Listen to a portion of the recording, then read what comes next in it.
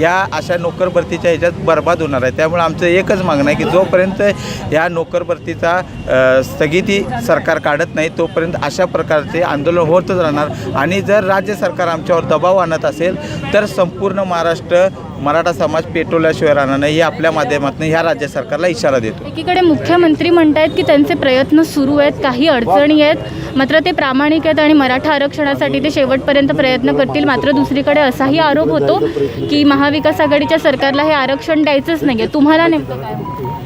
निश्चितच सर्व समाजाच्या मध्ये एकच भावना आहे की मुख्यमंत्री साहेब मला वाटते की त्यांना काम करण्याची कुवतच नाही आणि अशा माणसाला मुख्यमंत्रीपदाच्या खुर्चीवर बसवलेलं आहे। ज्या पद्धतीने मराठा समाजाला न्याय द्यायला पाहिजे तो न्याय हे मुख्यमंत्री साहेब देऊ शकत नाहीत, कारण त्यांना आता ओबीसी प्रेम जास्त त्यांचं दिसून येत आहे।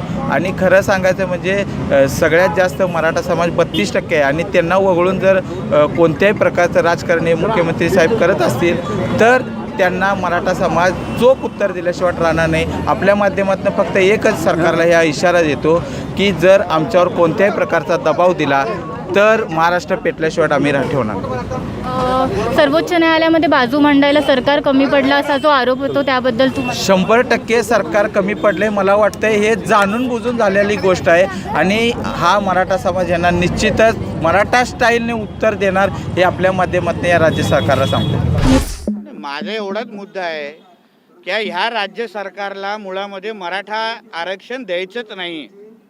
वारंवार जे काही सरकारबरोबर विविध लोक जाऊन जे चर्चा करतायत आणि बाहेर येऊन सांगतायत की आमची सकारात्मक चर्चा झाली, मग सकारात्मक चर्चा होते तर मग निर्णय का नाही लागत आहे?